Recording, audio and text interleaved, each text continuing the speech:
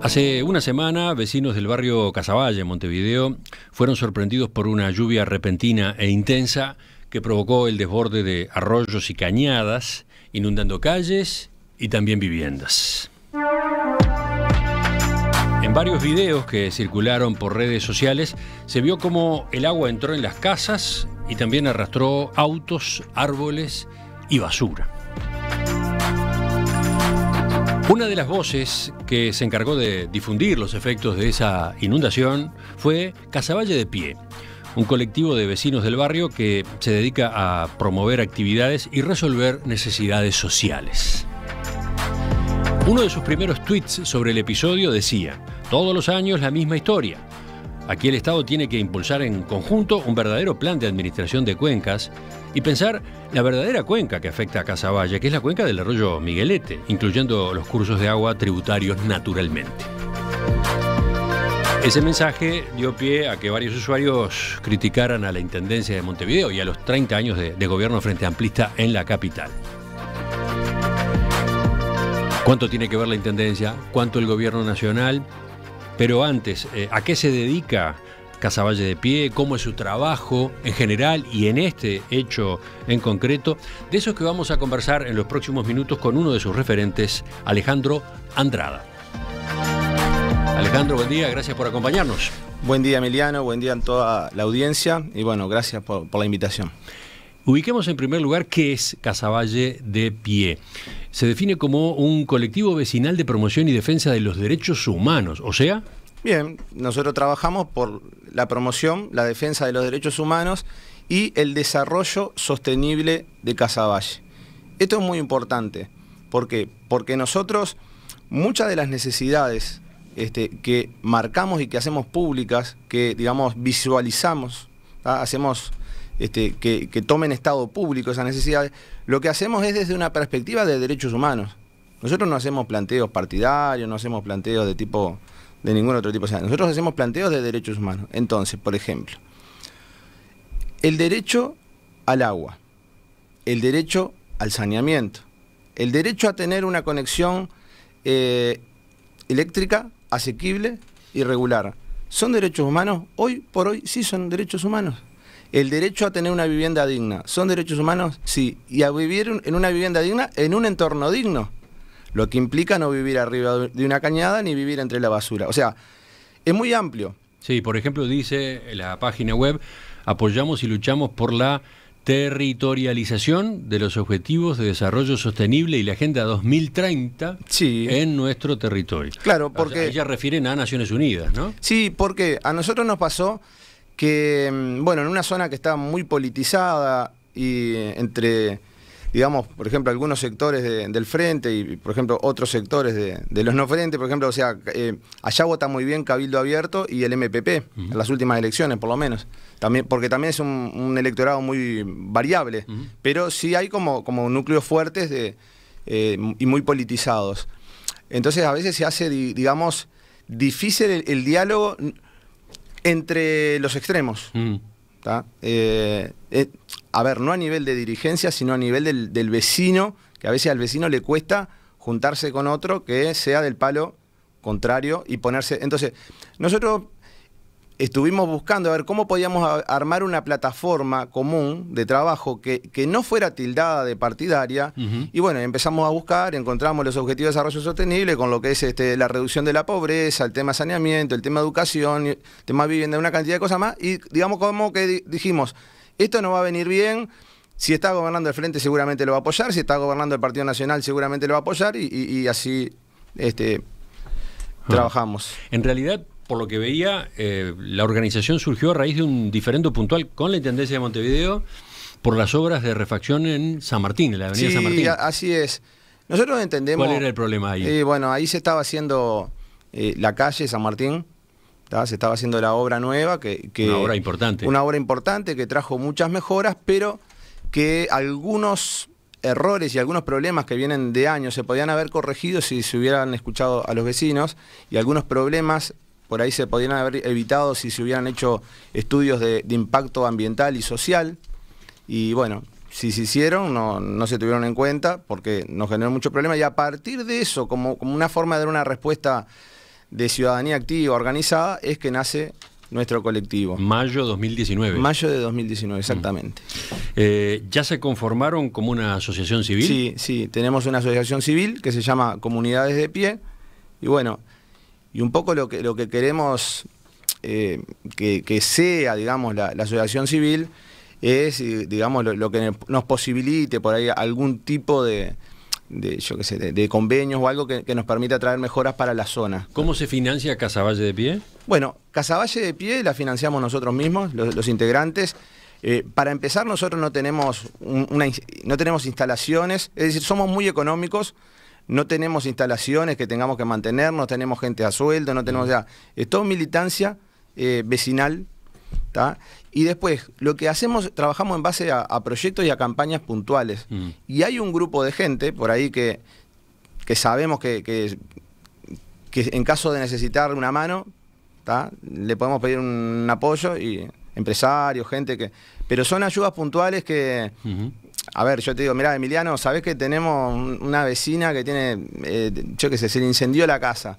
Si sabés de alguien que... Y bueno, de repente vos largás un aviso por la radio y sale gente que, yo qué sé, que tiene, no sé, un ropero porque justo se mudó o se le murió la mamá y tiene que entregar el apartamento. Y esas cosas pasan, ¿viste? Y después, yo qué sé, la otra vez, hay empresas que se acercan a nosotros porque... Modestia aparte, como sabe que trabajamos de una manera transparente y rendimos cuenta de todo, bueno, a veces, yo qué sé, la Cámara, a través de importadores de calzado, ya por segundo año consecutivo, nos ha hecho una donación importante de calzado que lo entregamos todo y gratis. Y ahí priorizamos nosotros, estudiantes, trabajadores. El mensaje constante nuestro, el mensaje nuestro de manera permanente es que la gente se tiene que esforzar, tiene que laburar.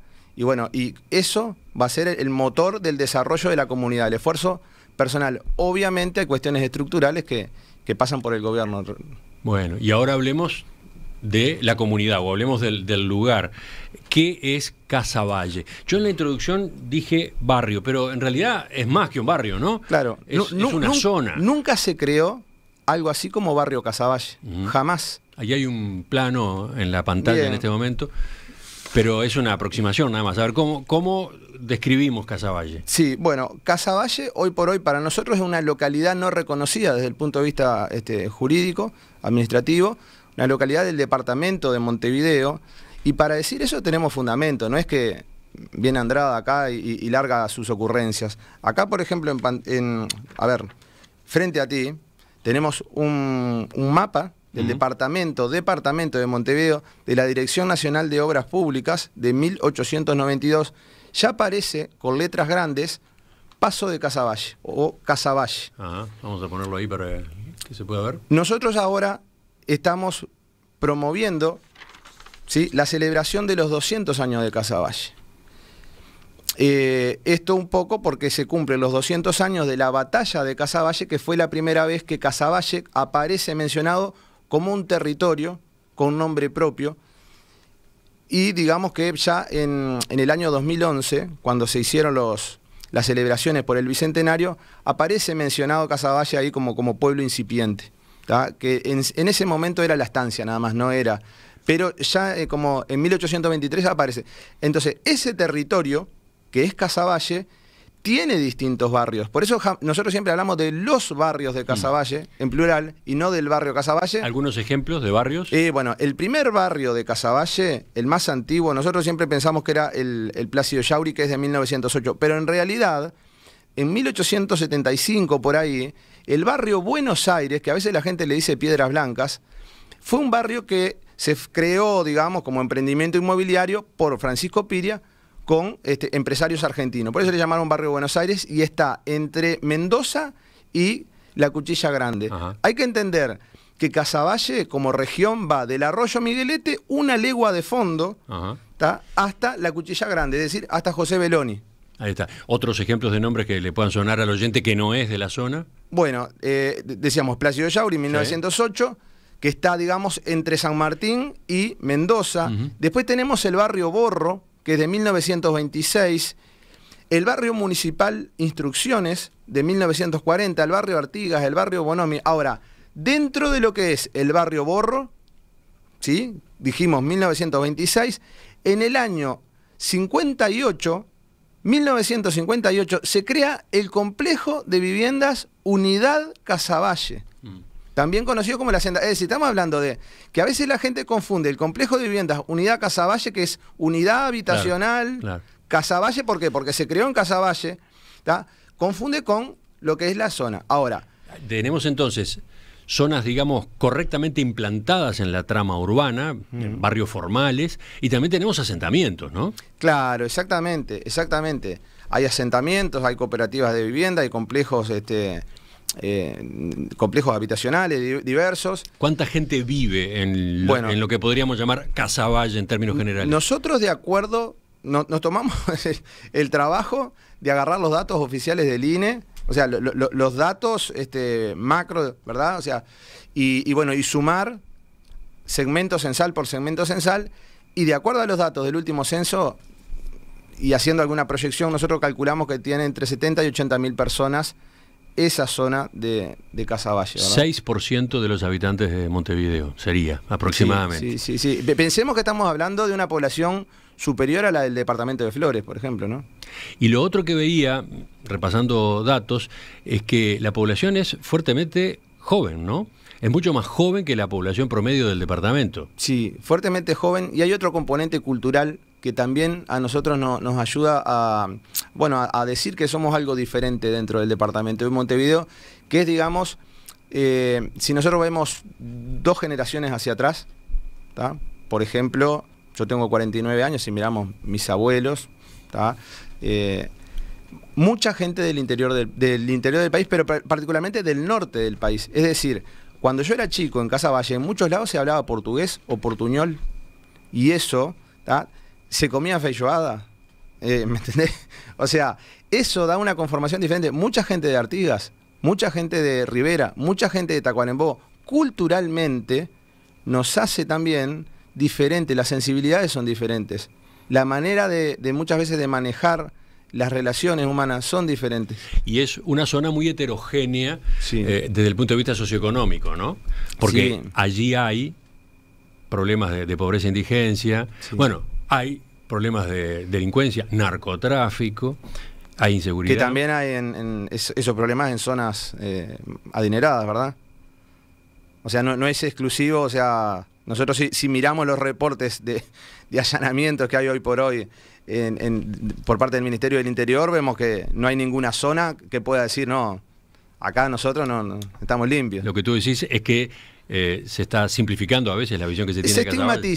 Se estigmatiza. Lamentablemente esa estigmatización ha sido funcional a algunos intereses, entre ellos de algunas ONGs que lucraban directamente con el tema de la pobreza, ¿no? Entonces, digo, también crear, digamos, en Casaballe como el chivo expiatorio, que es el problema, el lugar de la delincuencia, hace que, bueno, enfocarse en una cosa implica desenfocarse de otras, ¿no? O sea, si ponemos la mirada solamente en Casaballe, por ahí pasan una cantidad de cosas en el resto del departamento que no se ven, pero ahora se están mostrando.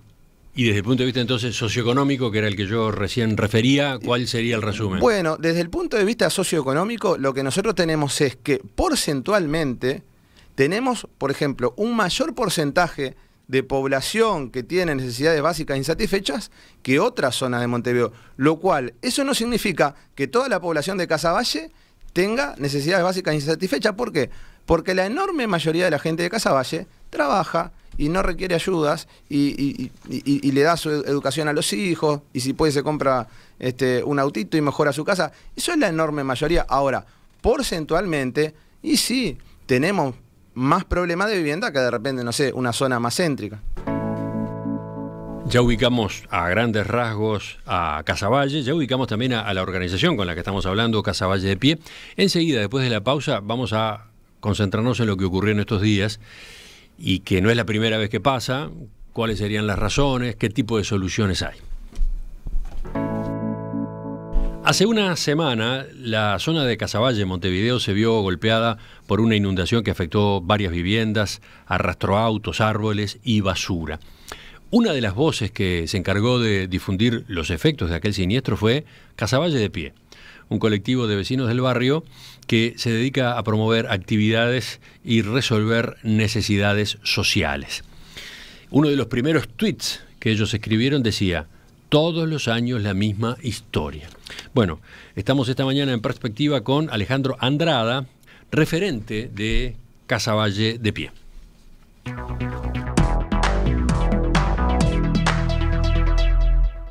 Capaz que los oyentes ubican una intervención anterior de Alejandro Andrada en Perspectiva en una mesa TIC, en una edición de la mesa TIC, ¿no? Sí. Tenía que ver con una de las actividades de Casaballe de Pie. Una de las actividades, trabajando en el tema de alfabetización digital de jóvenes. Porque como dijimos, después de muchos años de Plan Ceibal, muy promocionado, lamentablemente teníamos jóvenes que no sabían mandar un email. Jóvenes que habían pasado por todas las etapas de formación, digamos, entre comillas. Hay que seguirle después la huella a ese trabajo. Pero volvamos a lo que estamos conversando. Lo que ocurrió la semana pasada cuando la zona volvió a estar en las noticias por estas inundaciones, por esta inundación violenta. Unas 100 familias se vieron afectadas. Primero, ¿cuál es la situación de esas familias hoy? Bueno, la situación de esas familias vuelve, digamos, a la normalidad, lamentablemente, con pérdidas, como pueden ser electrodomésticos, como pueden ser, bueno, hay gente que sigue lavando ropa, hay gente que en realidad fueron más de 100 personas. Nosotros hicimos una 100 familias, dije. Fueron más de 100 familias. 100 familias fue un poco la evaluación primaria que nosotros hicimos. El MIDE lleva hasta ahora más de 100 familias que le ha dado una mano, y yo calculo que debe haber en espera otras 100, 150, o sea que fue, porque acá no fue solamente Casaballe, Marconi fue también muy afectado. Marconi, que no forma parte de Casaballe, pero es una localidad hermana y vecina, fue muy afectado. Entonces, porque acá lo que tenemos que ver es dónde están las cañadas, por ejemplo, la cañada Casaballe y la cañada Ixuí, y la cañada de los Viñedos, que terminan para que tengan una idea, la cañada Casaballe pasa a la altura más o menos de Aparicio Saravia, una cuadra hacia abajo, una cuadra hacia el sur, digamos. La cañada de Ixuí está más o menos una cuadra antes de Antillas, que es la que sale a la Gruta de Lourdes, a la altura de San Martín, y va todo al costado de Matilde Pacheco. Y la cañada de los Viñedos, más o menos de San Martín y Domingo Arena, corre, digamos, de norte a sur y termina en la Ixuí, y todas terminan en el arroyo Miguelete. Entonces, eso hay que ver cómo se manejan las aguas ahí. ¿Por qué? Porque el agua que se tranca en San Martín y Matilde Pacheco, por ejemplo, inunda a los vecinos de Teniente Rinaldi, inunda a los vecinos de Bonaudi. Entonces, hoy todavía hay mucho para hacer. Las familias están en sus casas de nuevo, sí. Pero en casas que quedaron afectadas, deterioradas, bueno, cargando con humedad para empezar. Los muebles. Sí. Están en ese proceso de normalización, entre comillas. ¿Cómo evaluaron la respuesta de las autoridades? Bueno, el tema es así.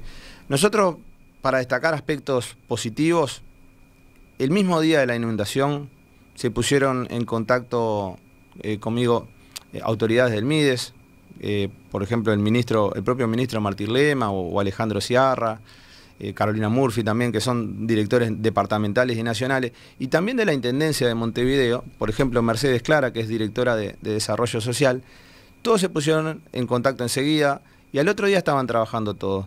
¿Haciendo qué? Haciendo lo que podían dentro de las posibilidades y dentro de la tristeza que es el día anterior. Entonces, ya tempranito, por parte de la Intendencia, y bueno, se estaba sacando todos los restos. Ustedes saben, en cualquier parte del mundo una inundación deja restos porque arrastra todo, y eso se convierte en basura. Bueno, se estaba trabajando y se sigue trabajando. Y por parte del MIDES, algo que es inédito, porque nosotros al menos no tenemos memoria de que haya antecedentes de eso, bueno, se estuvo entregando canastas de alimentos, canastas de materiales de limpieza, productos de limpieza, de productos de higiene personal, colchones, ¿sí? Se ha entregado mucho, falta todavía mucho por atender, a pesar de que ya hace más de una semana que estábamos. ¿Qué fue lo que ocurrió? ¿Qué pasó?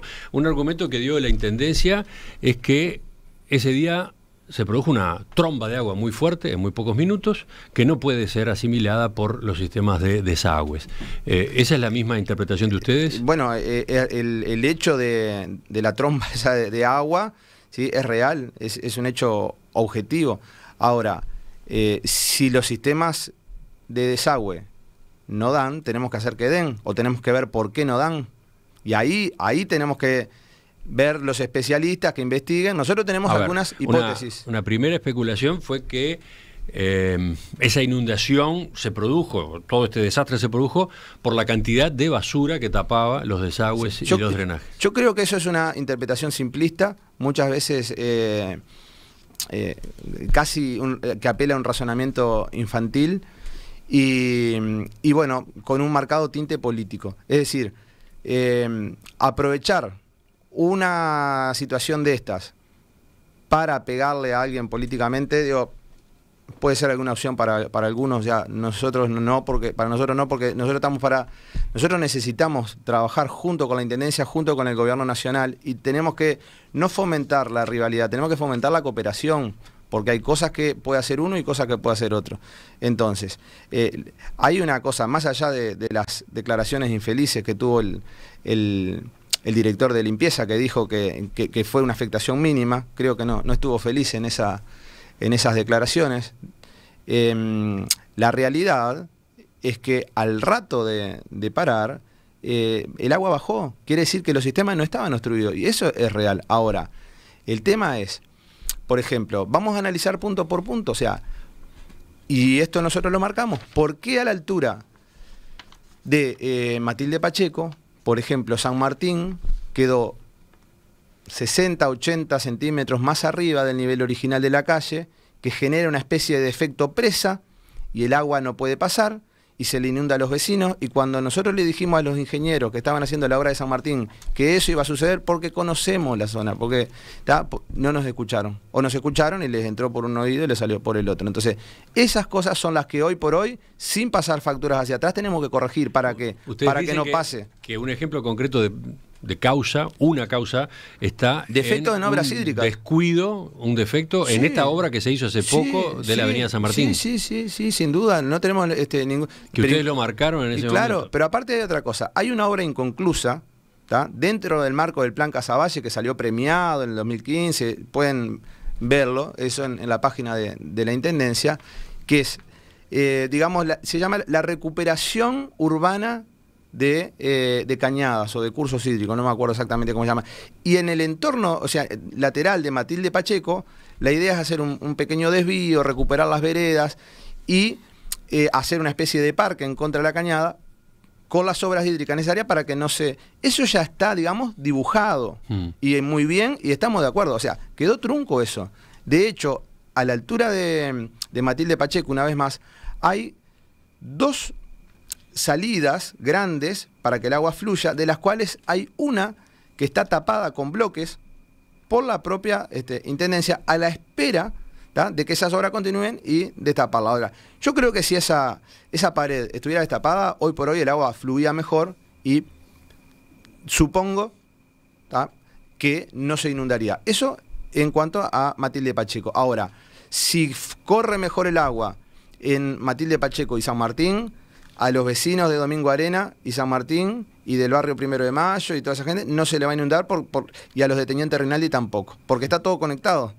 Entonces, eso es una cosa. Ahora, hay otro tema que nosotros investigamos el otro día, que puede ser una posible causa, no digo que efectivamente sea, pero sea una posible causa, que en el año 90 se hace un trasvase de cuenca de la cañada Chacarita, que está dentro de la cuenca del arroyo Carrasco, para la cuenca del arroyo Miguelete. Suponemos nosotros, en base a los relatos que nos han llegado, que se hizo a la cañada Casaballe. Entonces, la pregunta es, ¿por qué ese caudal enorme de agua que por ahí viene de la cañada Chacarita se sacó de la cuenca del arroyo Carrasco? Bueno, supongo que porque estaba inundando a los vecinos de Malvin y Carrasco. Ahora, acá ¿por qué lo pasaron? Sobre la mesa un mapa con varias cuencas, que muestra varias cuencas. ¿Por qué lo sacaron de la cuenca del arroyo Carrasco a la cuenca del arroyo Miguelete? Y bueno, las posibilidades de conectarlo de un lado a otro son, o lo conectás por la cuenca de la cañada de Ixuí, que no es una posibilidad, o lo conectás por la cuenca de la cañada Casaballe. Entonces digo, ahí, si ustedes, los autos que estaban flotando, eran precisamente en la zona de Marconi. Entonces digo, y ahí sí los sistemas no dieron abasto. Después bajó el agua, pero me explico, alguna de dos, o ponemos caños más grandes, o no sé, o sea... Ustedes señalan que por lo menos hay que discutir lo que podrían ser, digamos, problemas estructurales en el lugar, incluso obras mal realizadas, eventualmente obras que se hicieron y que empeoraron o generaron algún inconveniente adicional. Pero claro que sí, y acá hay otra cosa... Pero vuelvo por un minuto a lo de la basura, porque hay oyentes que preguntan eso, ¿no? En esos sistemas de desagüe y de drenaje donde había residuos, ¿de quién es la responsabilidad? ¿Los vecinos no tienen una parte de esa responsabilidad? Insisto, el tema de pensar que la inundación se dio por la basura, desde mi punto de vista, es una interpretación simplista. Cualquier persona que haya estado en una inundación en cualquier lugar del mundo sabe que el agua arrastra todo y eso genera basura. Nosotros el año pasado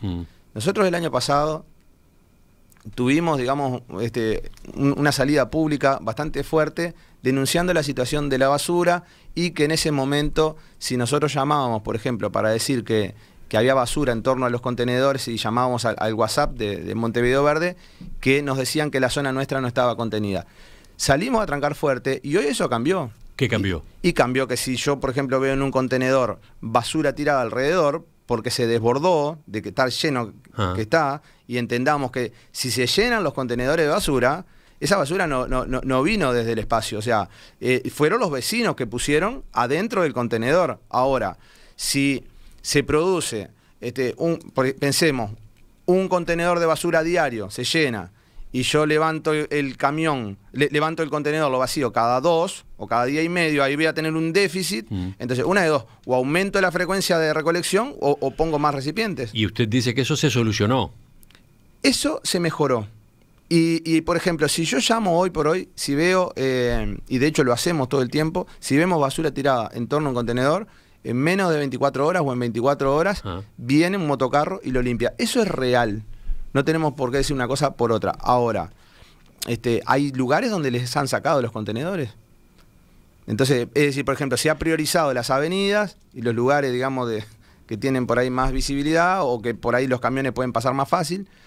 Y hay algunos lugares que han quedado más relegados. Pero hablando de responsabilidades que podrían estar en el propio lugar, también hay aparentemente inconvenientes debido a construcciones clandestinas, ¿no? Bueno, ahí está, eso también, pero también acá hay otro tema más. El tema es así, lo normal cuando llueve en un espacio abierto es que, para decirlo de una manera fácil, la tierra se chupe el agua, ¿sí? Y eso es lo que pasa, o sea, por filtración, y ahí se recargan los acuíferos y bueno, todo eso. ¿Qué pasa? Cuando yo, por ejemplo, si tenemos la Plaza Independencia acá enfrente, tiene muchos espacios verdes. Si llueve, ¿tá? Por ahí, como mucho, puede llegar a generar algún charco, pero al rato ya se filtró esa agua, ¿tá? Ahora, ¿qué pasa si yo todos los espacios verdes de la Plaza Independencia hiciera hormigón, o hiciera casas, esa agua que cae, bueno, va a venir a las bocas de tormenta, ¿tá? Que están alrededor de la calle? Pero al aumentar esa cantidad de agua, si las bocas de tormenta no son capaces de contener todo eso y canalizar, se va a ir a la vereda. Y si el nivel de agua que cae es mucho, la cantidad, se va a ir hacia las casas. Hay construcciones clandestinas que se instalan en espacios verdes, bueno, por ejemplo. Ahí está. Bueno, entonces nosotros tenemos ahí dos cosas. Tenemos primero el problema de la vivienda. El problema de la vivienda que hace que mucha gente se vaya a vivir al entorno, al costado de una cañada. Nadie se va a vivir una cañada, al lado de una cañada por deporte. O sea, lo hace porque no tiene más remedio, porque es eso o estar a la calle. Y bueno, eso es una cosa. Ahora, eso es una situación. Otra cosa que tiene que ver con la absorción es aquel vecino que de repente se hace un garage en la vereda y no pasa nada. O sea, no estamos hablando de un problema de vivienda. Estamos hablando de falta de controles de policía territorial que los tiene que hacer la intendencia. Entonces, acá lo que se trata es ver dónde están las fallas, ¿tá? No para criticar por deporte, o sea, dónde están las fallas para entrar en un proceso, digamos, de mejora continua, de excelencia, y que la comunidad se beneficie. Hablando de vivienda, Al día siguiente de estos hechos, la intendenta de Montevideo, Carolina Cose, señaló: Montevideo tiene algunas zonas inundables. La solución para esas personas es el realojo. ¿Y sí? Por eso, dijo, a nosotros nos preocupaba tanto el enlentecimiento de los proyectos que se llevan adelante con el Ministerio de Vivienda. Sí. ¿Ustedes comparten esa preocupación de la Intendencia? ¿La solución no tiene que ser el realojo en algunas partes de esta zona? Sí, en algunas partes sí. Lo que pasa es que acá lo que hay que dejar de ver, ¿qué culpa le puede echar al otro? Entonces, está bien. Yo entiendo que hay planes de vivienda del ministerio atrasados. Yo entiendo que la Intendencia, particularmente en los últimos días, se sintió de alguna forma, digamos, avasallada por las críticas que generó esto, y bueno, y trata de pasar parte de las responsabilidades al Ministerio de Vivienda, que las tiene. Ahora, a nosotros nos gustaría, en lo personal, que la Intendencia diga, bueno, a ver, ¿qué podemos hacer nosotros desde lo que tenemos posible? Porque, a ver, la Intendencia puede hacer, digamos, algunas declaraciones públicas sobre el tema de vivienda. Ahora, ¿qué puede hacer la Intendencia? Por ejemplo, en la corrección de obras hídricas defectuosas, en continuar. Ahora, desde el Gobierno Nacional, en lugar de criticar a la Intendencia, ¿se podría hacer algo? Y yo creo que sí. Entonces, se trata de juntar a las partes a ver qué podemos hacer cada uno, ustedes, en lugar de criticar ustedes se proponen juntar a las partes. Y nosotros lo estamos haciendo. Ustedes están proponiendo o demandando eso, intercambio. Claro. Pero ¿y son reconocidos las autoridades, las instituciones, la Intendencia, el Ministerio de Vivienda, otros organismos, reconocen a Casaballe de Pie estos efectos? Y mira, el tema es así. Nosotros el otro día, por ejemplo, generamos en los hechos un diálogo entre el MIDES y la Intendencia, que se dio de alguna forma natural. Entonces, y a partir de ahí, ¿por qué es importante esto? Porque, por ejemplo, hasta el año pasado, de repente, ante alguna problemática, se daba como una competencia que la Intendencia andaba por un lado, el MIDES por otro, pero de manera desorganizada, y a veces después iban a los dos al mismo lado, y ahora no. Ahora lo que se ha generado, bueno, unos se encargan de una cosa, otros se encargan de otra, y se dio todo el diálogo, digamos, en una buena. Obviamente, ustedes saben que hay muchas organizaciones que tienen filiación política. Nosotros, a ver, el hecho de no tener una filiación política y de ser un grupo plural, porque tenemos gente, digamos, de distintos partidos y gente que ni sabemos lo que vota, hace que algunos extremistas no nos vean con cariño. Pero eso está dentro de las posibilidades. O sea, a ver, sí tenemos mucha gente, muchísima, que nos apoya y nos da para adelante. Y bueno, y es así, digamos, no pretendemos ser monedita de plata, como dice. Pero para terminar, esta parte de la que veníamos hablando, y teniendo en cuenta justamente que estos inconvenientes se repiten, y que por lo visto, falta encontrar mejores soluciones. Sí. A partir de esto que acaba de ocurrir, ¿se abrió alguna posibilidad nueva? Y mira, por ahora no. Y si la hay, a nosotros no se nos comunicó. A mí me gustaría decir algo más que es importante y que nosotros lo estuvimos analizando ayer, que es el tema dentro de las responsabilidades, el tema de la prevención de riesgos, que existe en el país una política nacional en los papeles de prevención del riesgo, donde está el tema del SINAI y los ECOED. El Sistema Nacional de Emergencia, sí, los centros coordinadores departamentales se llama de emergencia. Política Nacional de Gestión Integral del Riesgo de Emergencia y Desastre en Uruguay, 2019-2030, un libro precioso, pero ahí entra, estuvimos leyendo, el tema de las alertas tempranas, y cuando vamos a ver, por ejemplo, la alerta de INUMET sobre tormentas fuertes y lluvias copiosas, se da a las 16 horas, es decir, vieron la nube arriba, que era una nube negra enorme, y dijeron, che, vamos a alargar una alerta. Entonces, ¿qué pasó? Que los sistemas de INUMET no dieron una alerta con más tiempo, porque el SECOED demoró 23 minutos. O sea, lo que me parece razonable. ¿Demoró 23 minutos? ¿En qué? En republicar el tuit de INUMET con la alerta esa. Sí. O sea que, ahora, me imagino que el SECOED no tiene sistemas de monitoreo ambiental, le corresponde eso a INUMET. INUMET insisto, a las 16 horas da la alerta, y esto lo pueden ver entrando al historial de boletines meteorológicos y de alertas de Inumet. ¿Por qué se dio la alerta prácticamente con la lluvia arriba y no se dio con más anterioridad, cuando cualquiera desde una página web puede ver las imágenes satelitales en tiempo real y detectar si viene un fenómeno meteorológico adverso?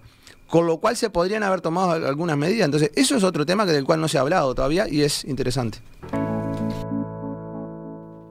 Enseguida completamos la entrevista esta mañana con Alejandro Andrada de Casaballe de Pie.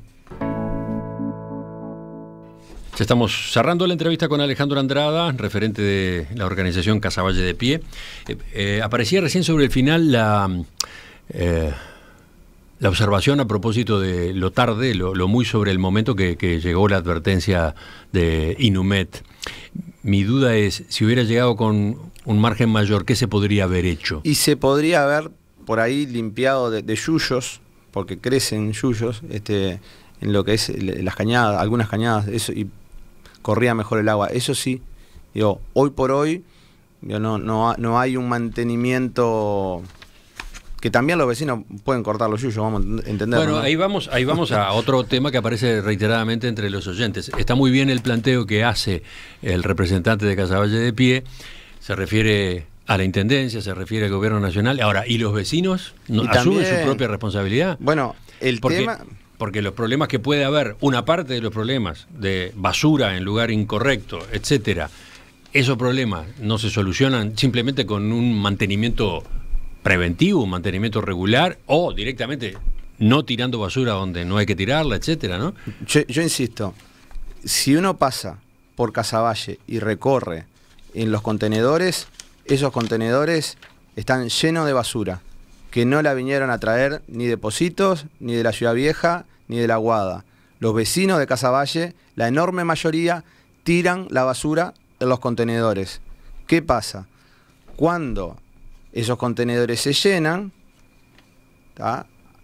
y va un vecino que a veces camina una cuadra o más para llegar a un contenedor y tira ahí la basura, bueno, algunos optan por llevarse la basura a la casa si está lleno, y otros la dejan ahí, o la meten a la fuerza, y después viene de repente alguna persona a revolver y se cae, y viene un perro y la desparrama, y viene un caballo. ¿Me explico? Entonces digo, esas cosas pasan. Ahora, insisto, esa basura no llega del más allá, llega de los vecinos que la dejan ahí, y cuando la frecuencia de recolección es insuficiente, por los motivos que sea, capaz que hablo con alguien de la Intendencia y me dicen, no tenemos camiones, se nos rompieron camiones, no tenemos, levantamos lo que podemos. Bueno, puede ser. El tema es que, y bueno, pero el vecino normal no sale a tirar a la calle, así a cualquier lado. A propósito de Casaballe de Pie, a propósito de su no alineamiento político partidario, también aparece en varios de los mensajes la observación de que ustedes son muy críticos con la Intendencia de Montevideo, por un lado, y por otro, que la diputada de Cabildo Abierto, Elsa Capillera, que vive en esa zona, es muy cercana a Casaballe de Pie, participa activamente en las movidas con ustedes. ¿Qué dice usted sobre estas suspicacias, sobre estas sospechas? A ver, en los últimos días nos han dicho, desde que éramos operadores de Cabildo hasta que éramos zurdos FAT-PIT-CNT, o sea, nos han dicho de todo. O sea, de acuerdo a la estrechez mental de cada uno, es como la parte del mensaje que entiende, y bueno, y cómo nos clasifica, porque bueno, cualquier persona que tenga un poquito de comprensión auditiva puede ver que nosotros, a lo largo de nuestro discurso, tratamos de separar lo que sí y lo que no, discernir, eso se llama discernimiento. Bueno, hay gente que le gustaría que nosotros nos alineáramos o del lado de la Intendencia o a favor o en contra, y no es así, o a favor o en contra del gobierno. Entonces, como insisto, el tema es Elsa Capillera. Con Elsa Capillera nos conocemos desde el liceo, fuimos al liceo juntos, al liceo 17, veníamos en el ómnibus juntos. O sea, a Elsa la vi, la conozco desde que estaba en el frente, la conozco cuando estaba en el Partido Nacional, fuimos concejales juntos, y ahora, si está en Cabildo Abierto, o sea, no va a cambiar mi relación con ella. Y, por ejemplo, nos apoya nuestra medioteca con una organización que tiene ella, no política, sino una organización civil que creó. Ahora, también tenemos compañeros del Frente Amplio que están en los comités de la zona y tenemos... Ahora, ¿qué pasa? El tipo de repente de derecha cuadrada me ve con, yo qué sé, con Santiago, que es un compañero del Frente, y Barba, y yo, este es de Frente Amplio. Y el otro, de izquierda cerrado, me ve con Elsa, este es de Cabildo. Entonces, la vida no es así. Nosotros tenemos que convivir y tenemos que tratar de respetarnos en nuestros distintos puntos de vista. O sea...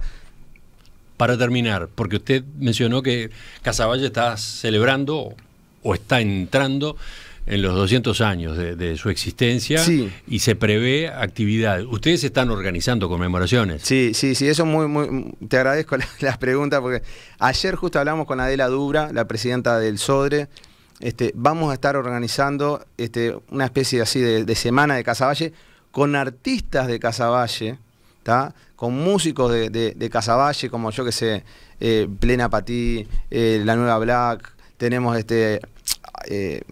Richard Coitiño, un payador, tenemos el grupo de danza Raza Oriental que ha sido premiado en festivales salados de danzas del interior del país, y tenemos a María Elena Melo, que también la vamos a invitar, que es cantante popular.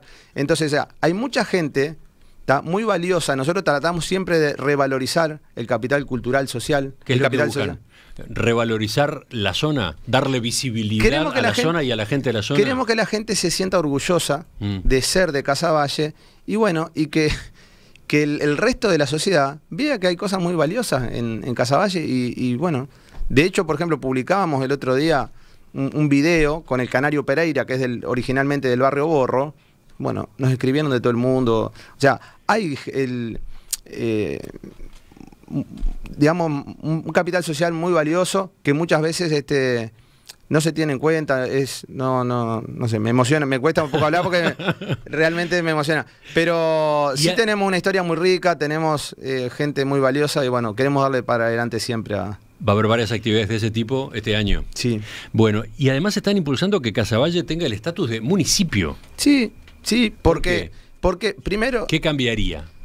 Primero lo que cambiaría es la cercanía, ¿tá? Y la cercanía en ese tercer nivel de gobierno está condicionada, ¿tá? Por el territorio.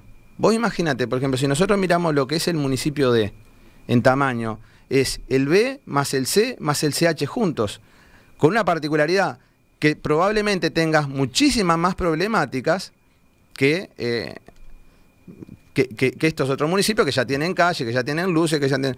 Ahora, mucha gente le echa la culpa al alcalde. El alcalde no tiene posibilidades de resolver una cantidad de problemas porque directamente no están entre las competencias del municipio. Ajá. No tiene presupuesto para eso porque no se lo asignaron. Y si hubiera hoy por hoy un alcalde del Partido Nacional, de Cabildo Abierto, de quien sea, tendría exactamente los mismos problemas. Entonces, volvemos a lo mismo. Y estoy hablando... ¿Se gana algo con que Casaballe sea un municipio, entonces? Y sí, claro, porque nosotros podemos focalizarnos, ¿tá? Y podemos... Nosotros no solamente queremos un municipio, queremos una junta vecinal local, ajá, donde seamos los vecinos los que podamos resolver los temas de Casaballe. Llegan a mencionar la posibilidad de una estación meteorológica también, ubicada sí, allí. Sí. ¿Por qué? Hoy por hoy, por ejemplo, nosotros en este momento tenemos en Casaballe 3 grados más que en el resto de Montevideo. ¿Tá? El otro día hablamos de la alerta meteorológica tardía, que ustedes saben, hay una estación meteorológica en el Prado, otra en Melilla, y no sé las demás por dónde están, esas son las cercanas. Ahora, esa estación de Melilla y esa estación del Prado, ¿refleja la realidad de Casaballe? Porque el otro día, cuando publicábamos los videos, por ejemplo, de la lluvia en Casaballe, había gente que no podía creer que eso había pasado en Casaballe. Quiere decir que tenemos condiciones meteorológicas que son un poco diferentes a las del resto del departamento, y bueno, por ahí se podría hacer algo y bueno, y avanzar en ese sentido también. Alejandro Andrada, referente de la organización Casaballe de Pie, gracias por la presencia esta mañana. Gracias a ustedes. Volvemos sobre estas actividades, por ejemplo, volvemos sobre los 200 años, retomamos el tema en cualquier momento. Muy bien, muchas gracias.